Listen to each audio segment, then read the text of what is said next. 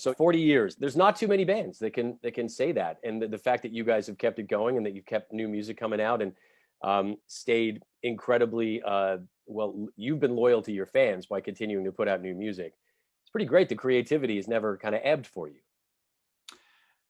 No, that's it's a natural, thing for us. It's what we love. Part of what we love about it, obviously, playing live was the other part, and playing songs that people want to hear and want to sing along to. But doing new stuff keeps you healthy, keeps it fun. We're always learning. There's always a new way to play a G chord. Isn't that's a great line, man. There's always a new way to play a G chord. That's pretty good. Because a lot of people would say, it's all been done before. You might hear that, but I guess that's not true. Of course not. I mean, what was it? I heard, what's his name? The piano player on Colbert. I can't remember the guy's name now. Oh, Jean Baptiste?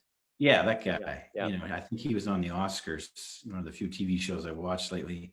And he was just talking about there's just 12 notes, and there's so many ways you can express those 12 notes. And we're not done. No one's done. I love that. Yeah, he was on there with Trent Reznor and Atticus Ross for the soundtrack for Soul. I think they won an Oscar for that. Yeah. That Reznor guy, he's pretty amazing himself. Well, talk about a guy who's got range. Yeah. Yeah, commitment is like. I mean, there's a few people that I've seen over my career. Springsteen was one in his prime, like on the Born in the USA tour. And then 9 Inch Nails in their prime. And I've never, seeing someone on that stage with such commitment and so in that moment, like a god, it was just like, wow, this is the power of music right here, right now, and that was amazing stuff. I've seen a few artists like that. It just blew me away.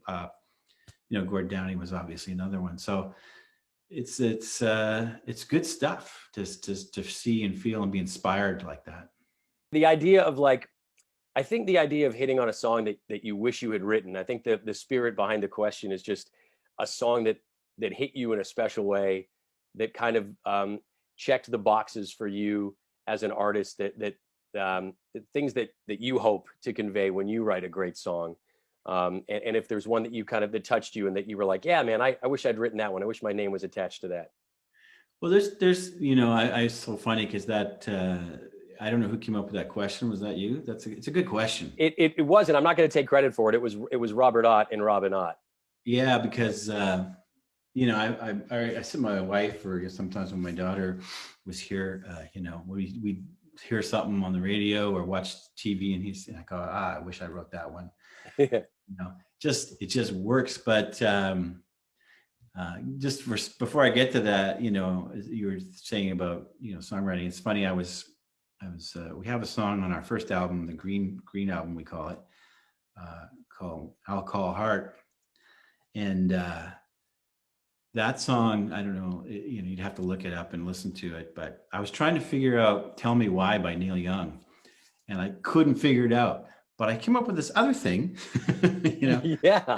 This is not that, but it's not bad. And then I just started to sing to it. And that's sort of how I became a songwriter, actually, is trying to figure other songs, but I didn't have the patience or the knowledge to sort of finish the job. But it did sort of start me off on this other path. And I went, wait a minute, I can just bypass learning other people's songs and create my own. So that's how